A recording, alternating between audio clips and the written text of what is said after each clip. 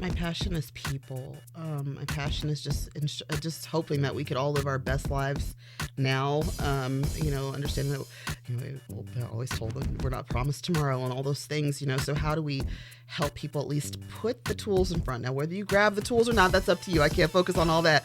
But at least giving everybody an opportunity to be able to live their best life now, in whatever way that is. Not for me to judge, not for me to say, but just to be to make sure that people know the avenues that they can to get there. Because for whatever reason, again, this root cause, I like that you said that, how you said that, because it's true. And I can't help that. I don't know why I think like that, but I can't help but think when you're in your own situation, it's dark, it's bleak, you don't have a way out, right? But it's usually on the outside looking in that it's easier to put the pieces together, but I can't tell people what to do. I don't believe in doing that.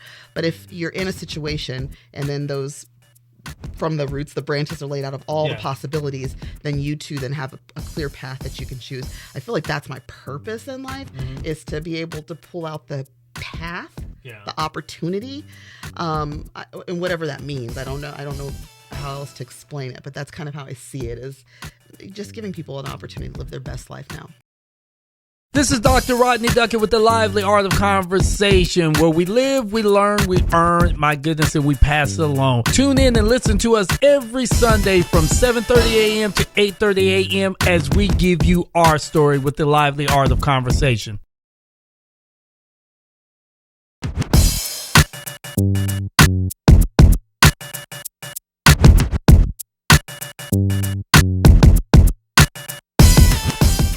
We're back again, and you know what time it is and who you're dealing with. This is your culture enthusiast.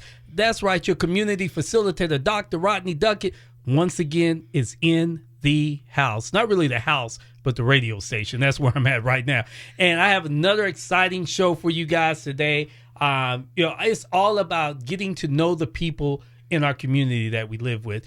People wear so many multiple hats in our community, and I'm telling you, when you take the time to practice the lively art of conversation, where we live, we learn, we earn, we pass it along, you begin to get these nuggets about people in life.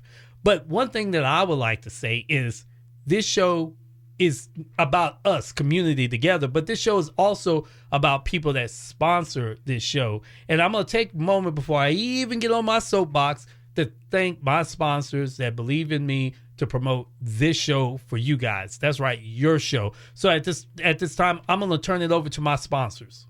This is Lavina Sabri with So Natural Catering and Bomb A Lemonade, and you're listening to The Lively Art of Conversation.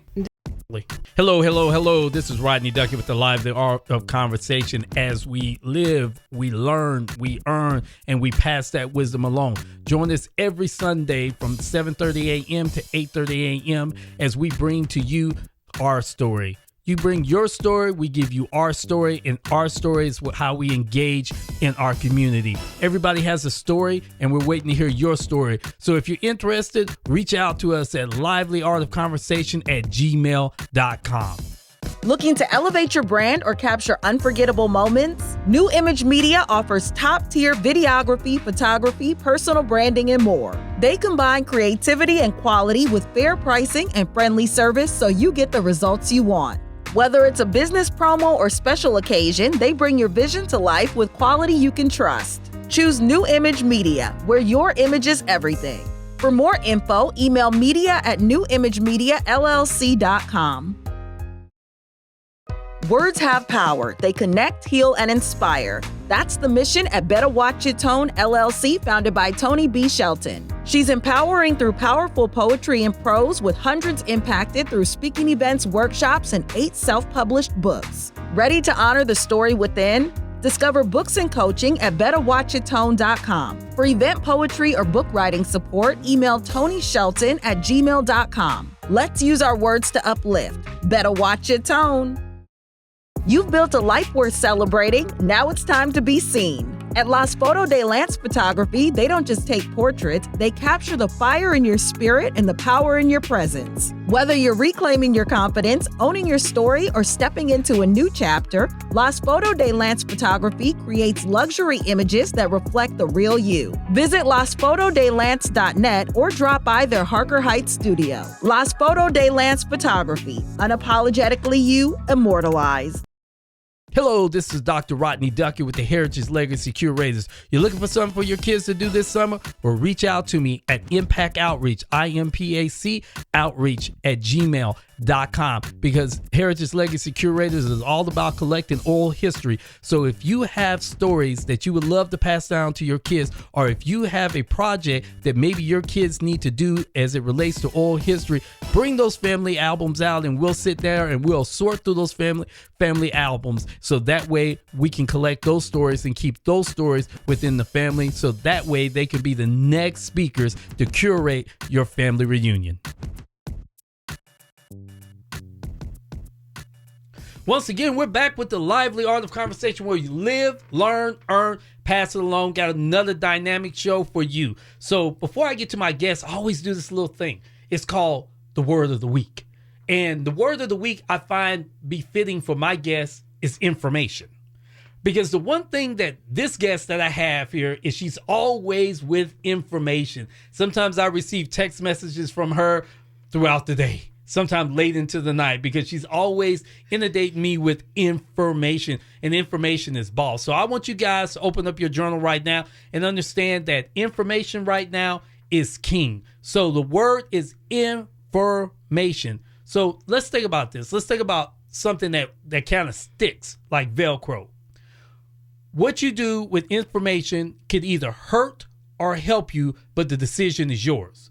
That's right. What you do with information can either hurt or help you, but that power belongs to you. And I'm hoping that we use that power. That's right. We use that power to do great instead of harming people around. So what are you doing with your information that you have? And how do you wield that information in the right way for power?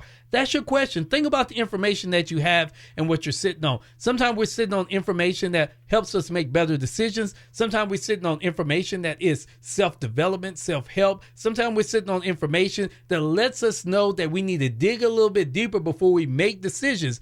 Like politics. Like, spending our money on something we shouldn't, or investing on certain things. So what do you do with that information? So with that being said, I'm going to bring you to the information queen. That's right, the information queen. Now, I've met this lady maybe about 4 or 5 years ago. And I have to say, is when I meet people, I always look who permeates my soul. And she's one of the people that permeates my soul because of the work that she's doing. And she does a lot of great work in the community. But she wears multiple hats. So we're going to find out about all the different hats that she wears today. Ladies and gentlemen, without further ado, I'd like to bring to you the lively art of conversation guest, none other than Councilwoman District 1, Miss Jessica Gonzalez. Well, hello. Thank you for having me. It's a pleasure to have you here. Yeah, it really is. And before we get started, girl, you always sending me some information. I know. Well, now that you say it like that, I kind of feel bad. I'm like, wait a minute.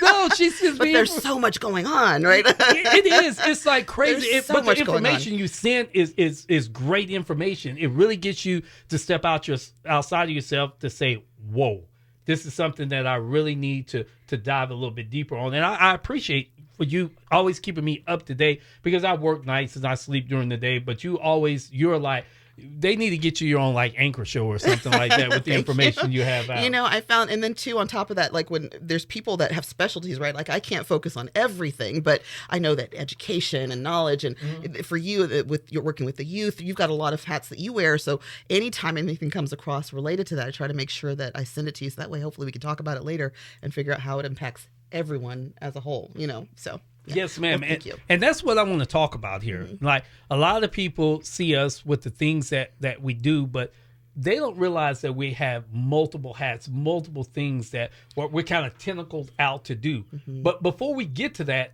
I want to know about Miss Gonzalez. Tell me about Miss Gonzalez. Tell me about the genesis of Miss Gonzalez.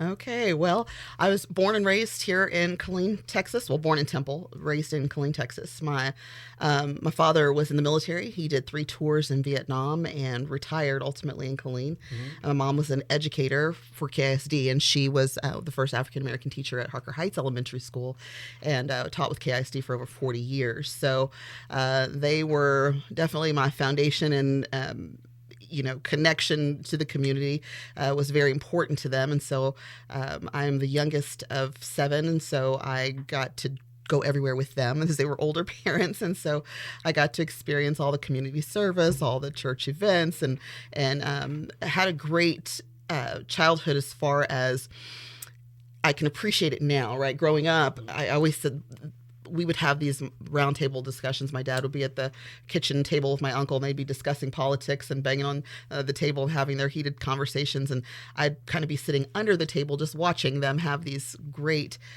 spirited conversations.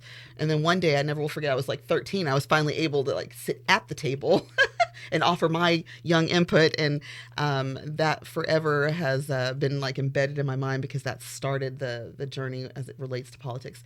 And politics and community service and activism, because my parents were very instrumental. They are the foundation, right, generally. So they grew up they were born at the end of the Great Depression. Mm-hmm. They grew up at the height of the civil rights era. My dad was from Louisiana. Mom was from Alabama. So they were in the thick of it.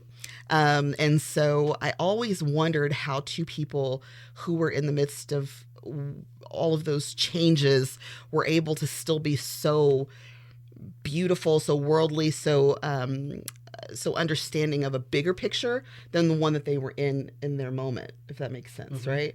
And so I was always fascinated with them by that. I still am to this day. I don't think I ever got a straight answer as to how they got there, but that's the what they imparted to me was always looking beyond the moment, beyond where you are. And so that's kind of laid the groundwork for the way I am today, the way, I think about things, the way I think about, my community involvement and activism and stuff. So that starts the groundwork. And then from there, I'm a mother of 3. I've got 2 girls and a little boy. I've got 2 grandbabies, 2 granddaughters.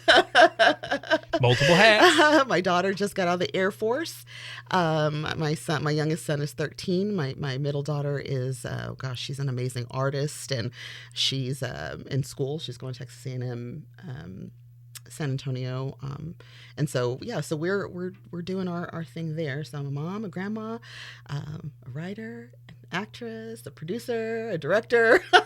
See, these are the hats that I'm talking about in the community that people wear. A lot of people see her, of course at the council meetings, mm-hmm. But to step outside of that, there is a life outside of just the community servitude that you do, and that's appreciative. Let's talk about little you running around Temple. I take it you went to like Temple schools, correct? No, I'm from Killeen. From Killeen. Killeen. Yeah, but I was born in Temple, but raised in Killeen. Okay, uh-huh. Scott and White. Yeah, everybody. Oh yeah. Back in the day, that was the only option. Yeah. So was the politic arena you when you were in elementary, middle school? Were you like class president or anything like that? So it's funny that, all roads lead to that in some way, in shape or form. So no, I was not the class president, but I always found myself in the middle ground, advocating for, like, rooting for the underdog, working.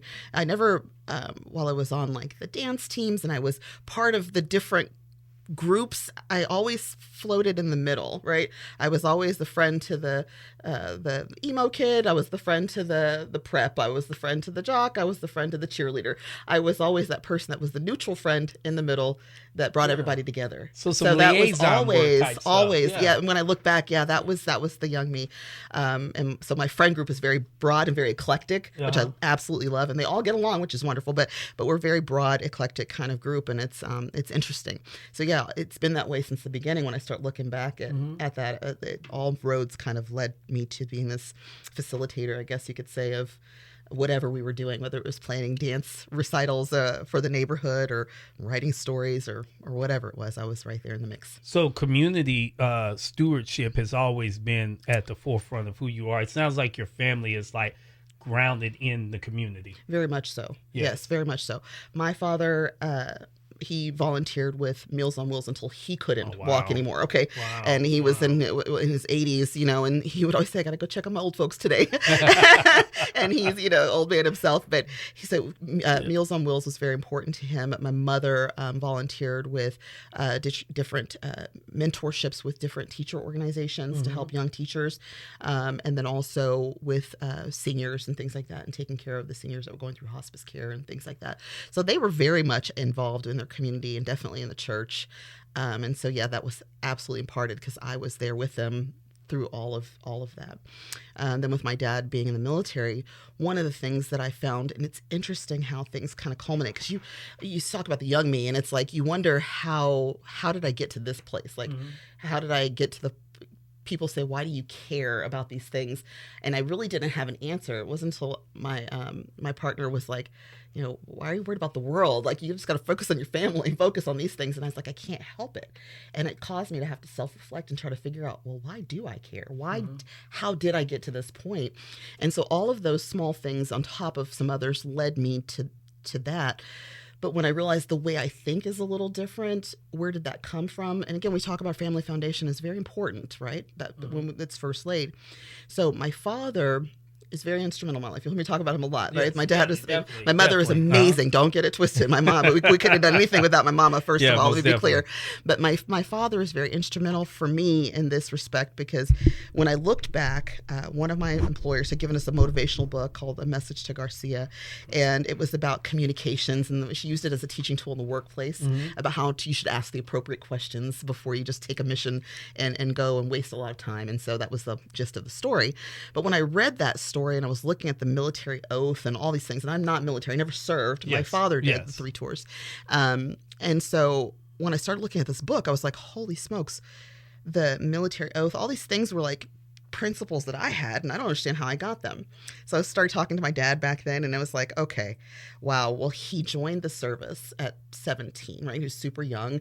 He joins the military. The military virtually raised him. Yes. So what do you think then he, as a young man, then becoming an older man, imparts into his children and into his family? Yes. Is this military strategic thinking and this strategy thing? That's all he knew, Yes. right? Yes. Like that was his bread and butter. And so, and he was very passionate about it. He was very, very patriotic. He was very proud of his service. And so that mindset is what I got. And I'm very thankful now. I didn't understand it back then, but when I was focusing on how did I get to this point, I'd have to say it would be that moment where my dad was transferring this information little by little over years, but coming from that military mindset, that idea that the mission is, the overall goal, and that we're not leaving any man behind, and that if we have the appropriate information and the tools and the resources, and we can apply ourselves, we can make anything happen. And so that's really where it came from. And I know now. I didn't know then, but I know now, and I appreciate every lesson learned. And absolutely. That's amazing, because I'll say this, and I've noticed when you're in a military city like Killeen, I noticed that the military winds up being second-class citizens. You know, like everybody else has their own view and opinion besides the ones that are serving. And that's the one thing that I've noticed.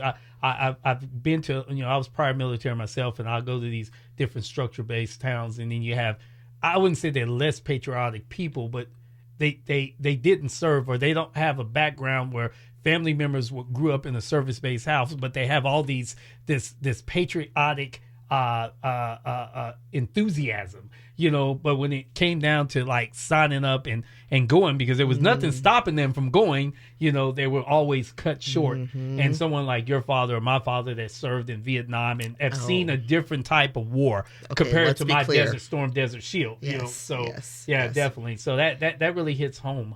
Yeah, that really and that era and so while I appreciate all veterans, right? Yes, and so I always tell guys when I meet them, men and women, but when I tell them, for me, it's not cliche if I say thank you for your service, because it was really instilled in me. And so my presentation to the world, again, we have to understand our foundation, and that's what it is. So my presentation was from the lens of a Vietnam veteran, right? And so, like you said, it's a whole different war, a whole different animus. And so when I'm learning my history and learning the history of the U.S. and things like that, it comes from his lens, from my mother's lens, from the end of the Great Depression, height of the civil rights. So that's my lens that I was given.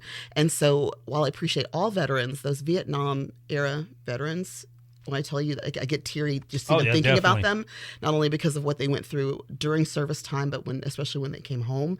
And so when I was young and I realized that there were still people who had not received their accommodations, right?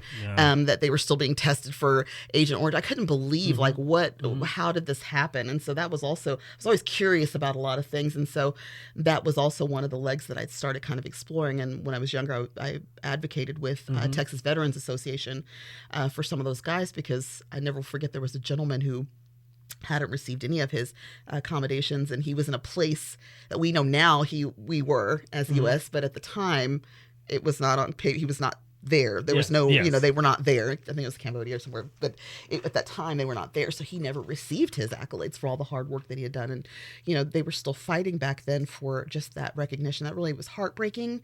But that's when I realized that, man, we have to be able to advocate for people who, because they had pushed as far as they knew how to push, and there were other avenues, like I said, through the Veterans Association and other places that they had not necessarily looked, that we were able to help them get their awards and get their accommodations, even though they were backdated and it was after the fact, but they were still able to get resolutions and closure. So I'm very proud of that. No, and I appreciate you for that. Me, working for veterans, I'm a service person.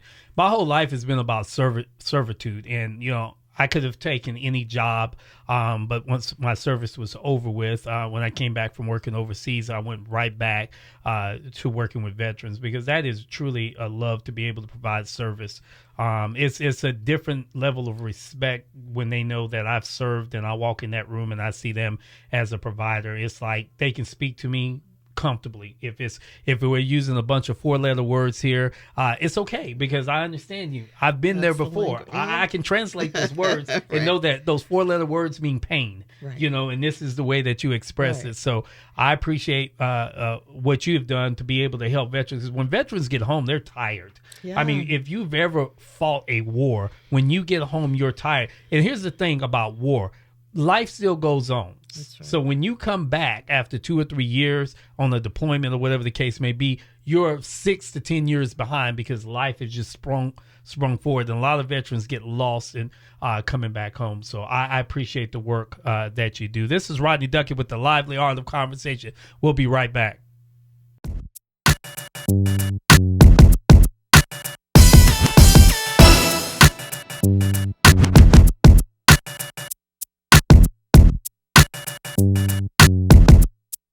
We're back with the Lively Art of Conversation. I have Miss Gonzalez in the studio with me today, and we're unpacking a lot of what she does in the community. And outside of being a councilwoman, she has a great love for veterans, and she's done a lot of work with veterans. Also, she's a playwright. Also, she's an actress. Also, she's a model. I mean, there ain't nothing that this lady cannot do. She's just so good at it.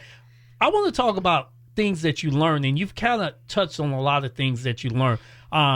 I'm going to say the building blocks of your foundation is your father instilling in you his military core values, ethics, and belief, which kind of builds you to be the woman that you are. Am I correct? I would say 100%, yes. Yeah. What would stand out to you the most, that if we were able to dissect Miss Gonzalez right now, okay, and look at just the core makeup of who you are, what makes Miss Gonzalez up? Like, what makes you up? What is it? If it's your ethics, is it your character? Like, what makes Miss Gonzalez Miss Gonzalez? I think I have my own personal, but I want to see what you're gonna say. I would say I believe I would say fair and balanced. I would say fair and balanced. Like I said, for me, it's always important to look at the big picture of things. Yes. So even in relationship, it doesn't matter what's going on. It's not necessarily in the moment. How did we get here? Yeah. What led us here? Where do we go from here? What are the options? And looking at that from a broader perspective, that's how I live every aspect of my life, but naturally. It drives people crazy, but that is just my natural state. Is always, no matter what's happening, is the core is it's fair and balanced, and then it's looking at everything from the bigger picture. The bigger picture. Okay. Yeah, because I see you as a root cause analysis type lady. I would say yes. Yeah, I would say yes. Yeah. Because just watching you and seeing how you work, you're always at a microscopic level. You know, it's like a lot of people like to knock the branches off the tree, but you want to know what's at the root. Right. You know, why are the leaves falling and they're brown, and when they should not be brown, they should be green. You're like at the root cause of it. And every time I talk to you, you're always at the root cause. And sometimes I was like, Ms. Gonzalez, I don't know what you're talking about, you know, but then you do a good job of just breaking it down to make me understand exactly what you're talking about. I'll give you one thing that I've seen, just your love for community. I mean, if there was ever a badge that someone should wear that says community steward, I mean, that would definitely be a badge. Thank you. Yeah, that you put on your chest. And I know a lot of people say community, and a lot of public servants may use that phrase, but it's what you see and who's out there in the community. So, and you're one of the people that are in the community.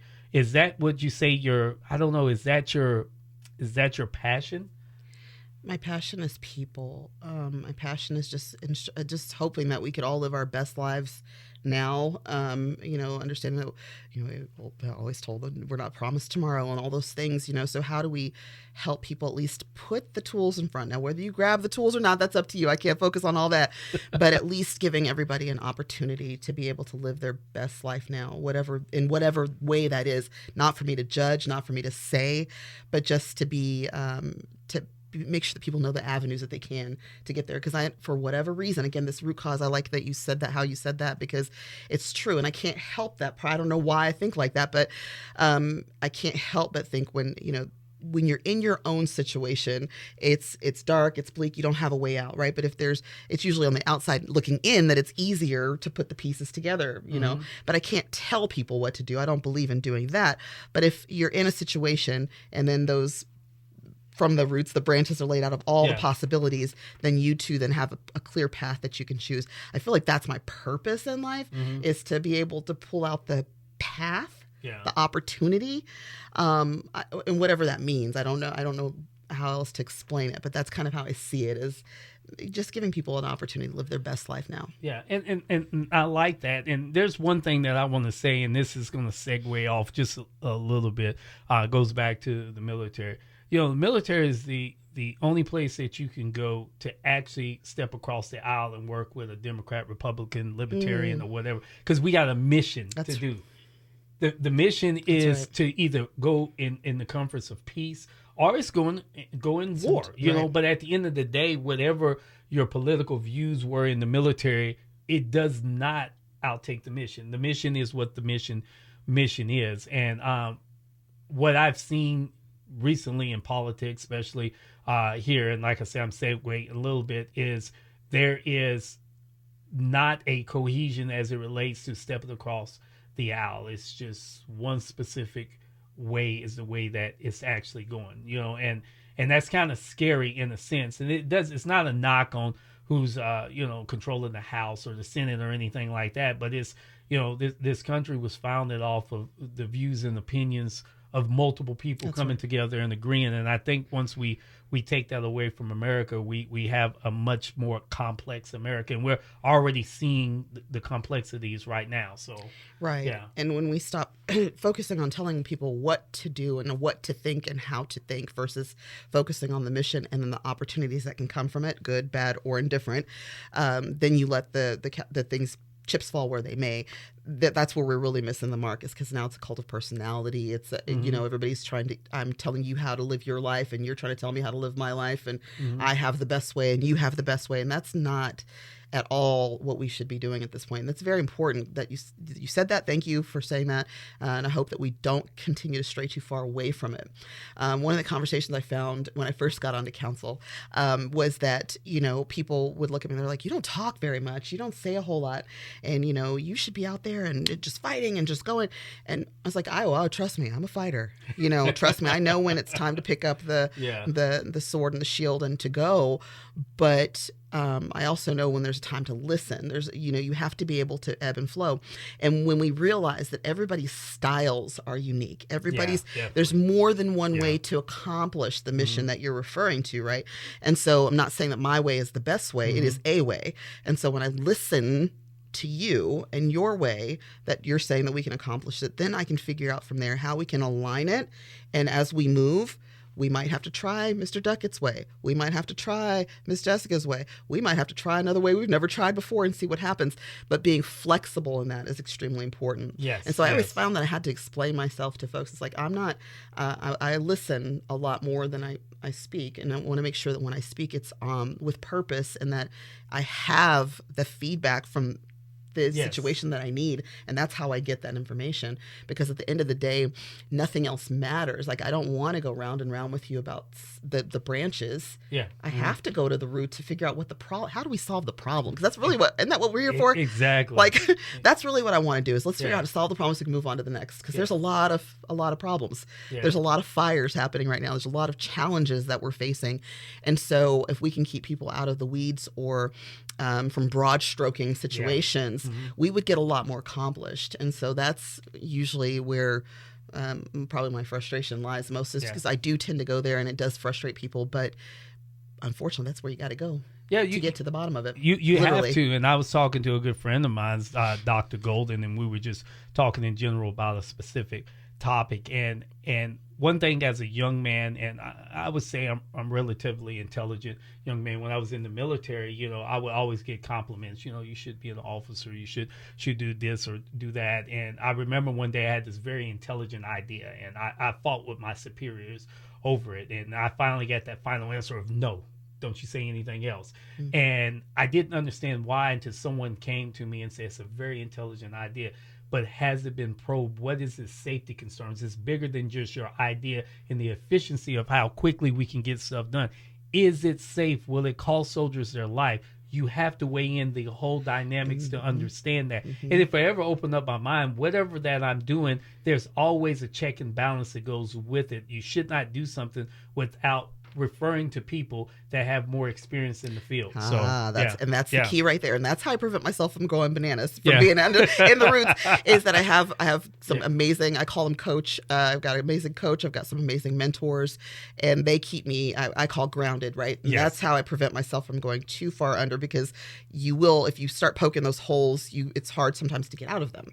Right? So you have to figure out, so you're not paralyzed or stagnant, because you want to make this movement to make the change that you need. So having those people, those experts, those people that know more than you do on the outside, not being afraid to ask them to say, hey, okay, check me on this, or let me run this by you, and maybe I'm overthinking it. And then that's why I send for education. I'm sending it to you and Miss Aya and other folks that I know that's your bread and butter, because that's not my arena necessarily. It's important because all things that we do connect, they all overlap. It's like a big onion. We start peeling away the layers. Everything that we all do separately at some point will intersect politically, which is where the arena that I'm in right now. And so it's important that I at least have an understanding from your perspective, but not get stuck in my trying to figure out those avenues and those directions. So and again, I'm seeing this amazing shift, and when I say amazing, it's amazing shift.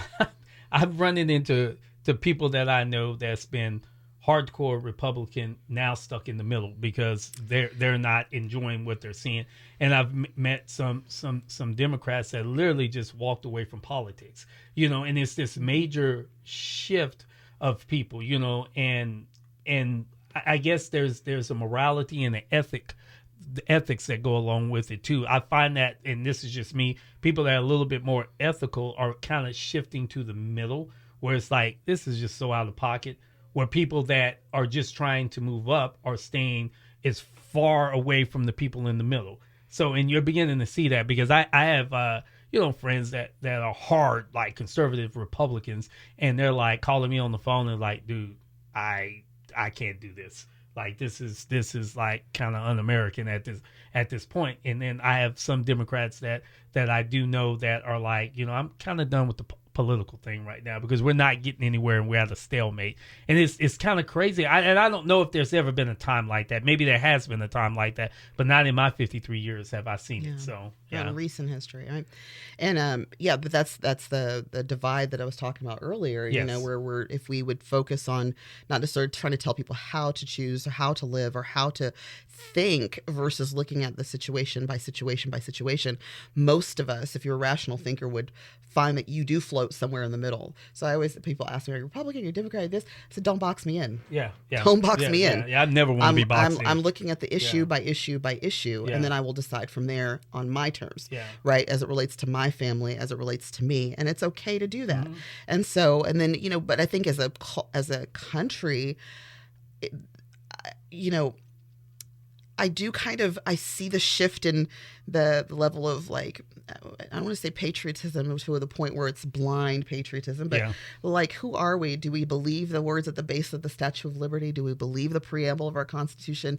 Do we believe the mission and the vision and the promise of not only the Founding Fathers, but the people who fought to ensure that it included everybody in the transition of our growth as the United States? Like, who are we? That's where I think we're at our day of reckoning, really, for the United States, is who are we really? And we've got a choice to make. And unfortunately, I think it's going to come a lot sooner rather than later when we have to answer that question and make a decision. Yeah, and it's kind of crazy. And I will go back on my words just a little bit. Like, in history, there's a shift with FDR when you're dealing with the labor industry, when blacks were trying to get in the labor industry, and you know, FDR is Democrat, and he kind of opened up that platform for there. And then there was another shift with Nixon and Kennedy, with Kennedy deciding to work on behalf of with Dr. King. Correct. So then you have that major ultimately shift into the Democratic Party, even though Dr. King was still at a Republican base. You know, he still thought as a Republican, but he was a little bit more loyal to the Democrats because they were able to push the Civil Rights Act out there a little bit further. So, but again, I use Dr. King as this. This is called stepping across the aisle. He could have stayed loyal to his base easily. Right. You know, he could have stayed loyal. And just imagine if he would have stayed loyal to his base and waited on Nixon, with Nixon's reputation at that. You know, I don't think we would ever had a civil rights movement. You know, Lyndon B. Johnson, of course, was forced to the brink to make this thing happen. Right. You know, so it's just amazing when you see how where we are based off the civil rights movement. There was a lot of stepping across the aisle, and now we're just firmly where we are, you know? Right. So, right. So it's crazy. Pendulum is swinging. So I'm going to get out of the politics thing for a while. Let's get out of the politics thing for a while. And let's talk about these other things that you have going on, these other ventures, these other things that you have earned. Tell me about Miss Gonzalez, the playwright, the model, the actor. Oh, okay. So we're going to drop that model thing. Oh, come on now. But so theater and film have been, theater first was always very much at my core since I was a kid. Yes. I was always in theater. I was part of the debutantes, and we were in plays and things like that. When I went to high school, I was in theater and just loved theater so much.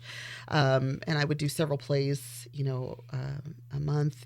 At different avenues all the way up until about 2008, and I kind of started switching over. So between plays, I also found, you know, some background acting and some extra work, and I was dabbling in film in different respects and indie film projects, and I was in some feature films, background work. Any Given Sunday, I was a cop on the sidelines there, a few other films, and so I kind of got the bug when I got to Any Given Sunday. Was one of my big deals because it was Oliver Stone was one of my favorite directors, or is one of my favorite directors.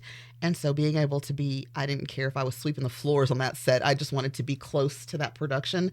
And so they were filming at Texas Stadium before the original Texas Stadium. And so being in that arena and that space and watching that project come together really kind of gave me the bug to want to get more involved on the film side, right? Yes. And so the play I had done at Viva La Arts actually was for Color Girls. I was in that one, and I will never forget, I was standing outside, and I would look at the stage. I'd stand like row in or whatever, and I'd look at the stage, just kind of meditate, get my mind right before our show opened.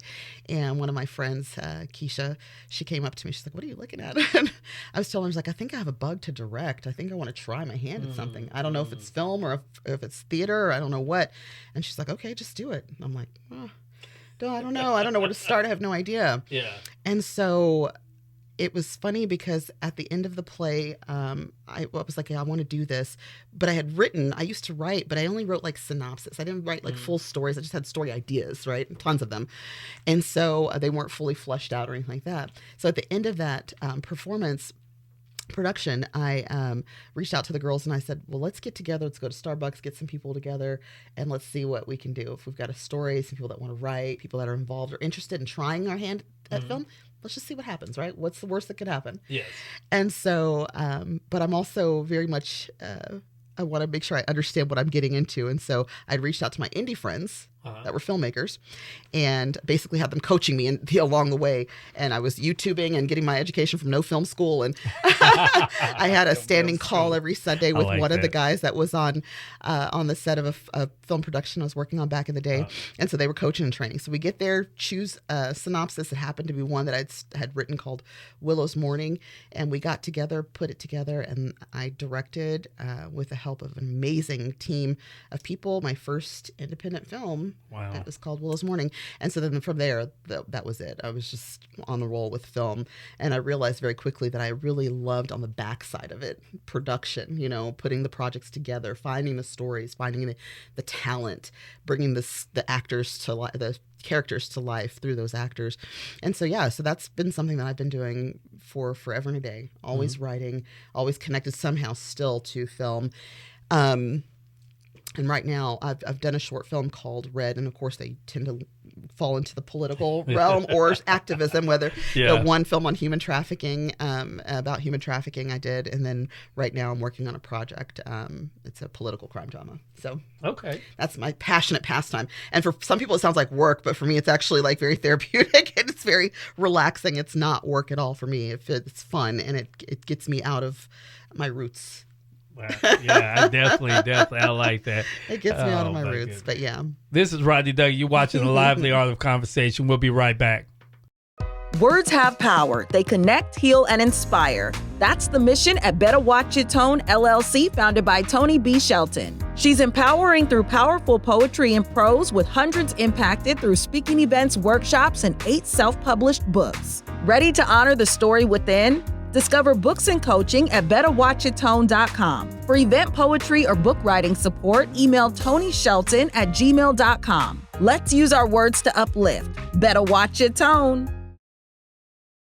You've built a life worth celebrating. Now it's time to be seen. At Las Foto de Lance Photography, they don't just take portraits, they capture the fire in your spirit and the power in your presence. Whether you're reclaiming your confidence, owning your story, or stepping into a new chapter, Las Foto de Lance Photography creates luxury images that reflect the real you. Visit lasfotodelance.net or drop by their Harker Heights studio. Las Foto de Lance Photography, unapologetically you, immortalized. Looking to elevate your brand or capture unforgettable moments? New Image Media offers top-tier videography, photography, personal branding, and more. They combine creativity and quality with fair pricing and friendly service so you get the results you want. Whether it's a business promo or special occasion, they bring your vision to life with quality you can trust. Choose New Image Media, where your image is everything. For more info, email media@newimagemiallc.com. This is Dr. Rodney Duckett with the Heritage Legacy Curators. You're looking for something for your kids to do this summer? Well, reach out to me at Impact Outreach, IMPAC outreach@gmail.com, because Heritage Legacy Curators is all about collecting oral history. So if you have stories that you would love to pass down to your kids, or if you have a project that maybe your kids need to do as it relates to oral history, bring those family albums out and we'll sit there and we'll sort through those family albums, so that way we can collect those stories and keep those stories within the family, so that way they can be the next speakers to curate your family reunion.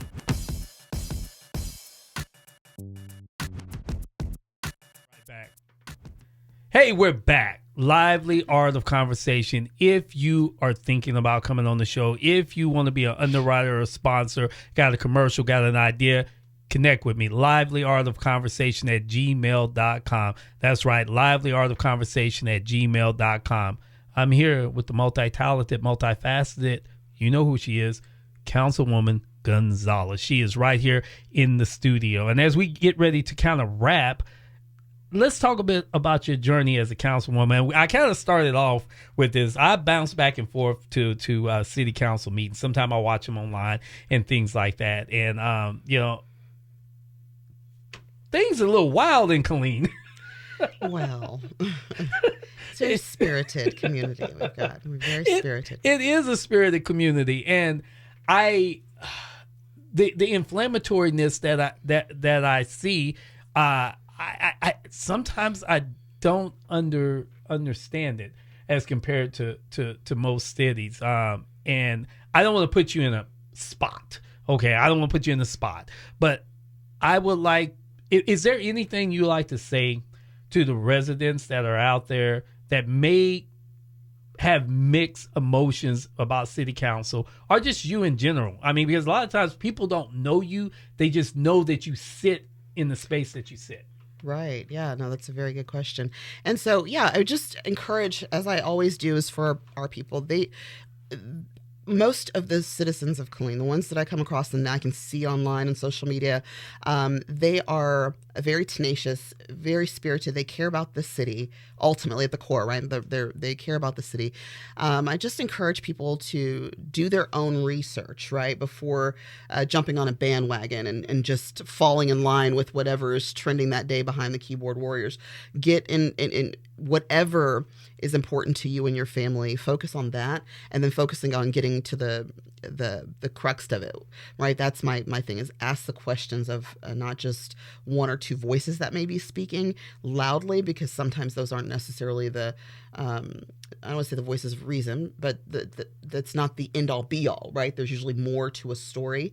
And so I always encourage people to please just ask more questions, to do their due diligence, to explore and see and find out what it is that they're trying to get to, what the answer is that they feel that they need for them or for their families. And most of those people are willing to do that. We have a very unique blend of community. And I found, that a lot of people, they really care about the city. Now, there are factions of our city that are just, there's always going to be that negative little undercurrent. And unfortunately, they are very loud. But my partner and my son, they watch the council meetings on Channel 10 on Spectrum. I got done with the council meeting, and I had never really had a chance to actually go and sit and watch the Spectrum Channel 10. I just hadn't done it.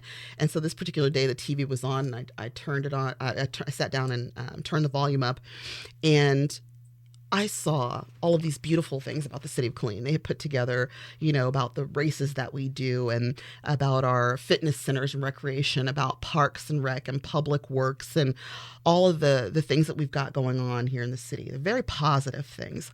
And I was like, wow. For me in that moment, it was very eye-opening that we have, based on your perception of thing, you can choose to live in this dark undercurrent of negativity about where you live.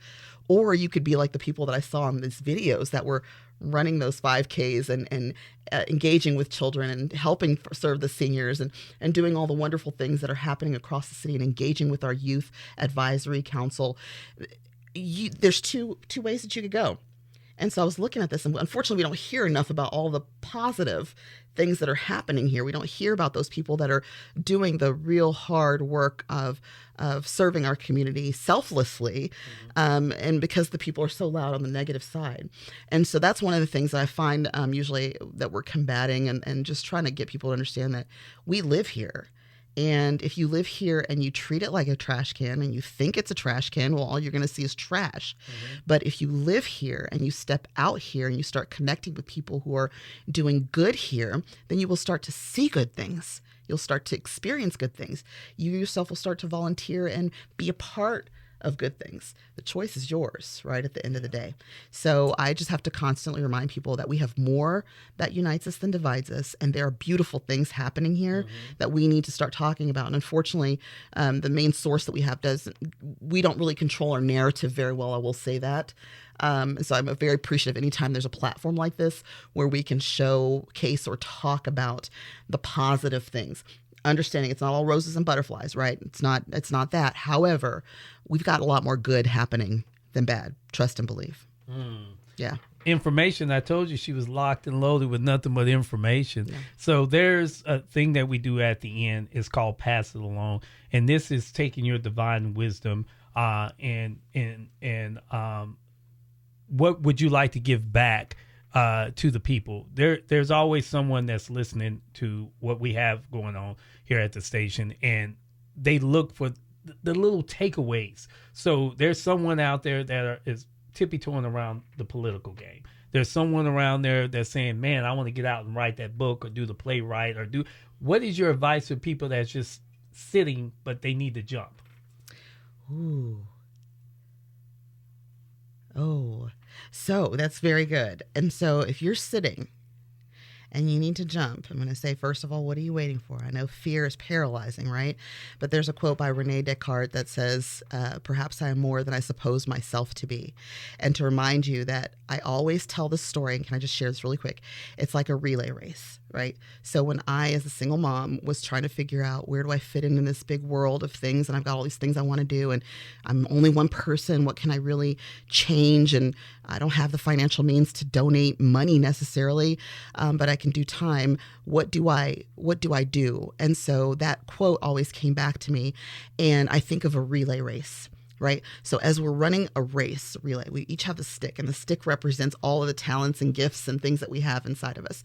And so as you're running this race called life, right, you have to think about in the moment that there are people that are behind you that have what you need, meaning that stick with the talents and the gifts, and your blessing is somewhere in there for that next person. Good, bad, good or big, large or small, it's in that stick of that relay. And so as we're running our race, it's important to remember that we just have to keep moving, and no matter where we are in our race, to just every so often reach back and pass that stick to the person behind us, because we have what they need.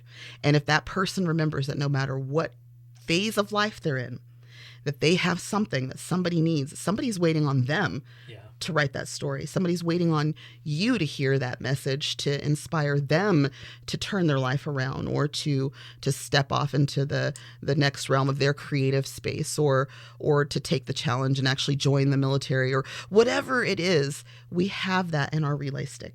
And as we're running our race called life, we just have to remember every once in a while to just take it and pass it back. It'll come around full circle. We'll get it back, but just to keep passing it no matter where we are, so we don't get stuck. Wow. Yeah. She is relaying information to you guys today. That is what she's doing. If anybody would like to get in contact with you for anything, how do they get in contact with you? How do they stay up on you? Is there a website, or are you on social media? Yes. So politically, definitely, please go to KilleenTexas.gov, sign up for Code Red alerts. You can break it down by topics that are important to you. If it's public works, again, if it's infrastructure, special events, seniors, you can click and get notifications. So I always say, please go to KilleenTexas.gov and sign up for Code Red alerts for the city. My website, my email address is also on that website, and my contact phone number is on there as well.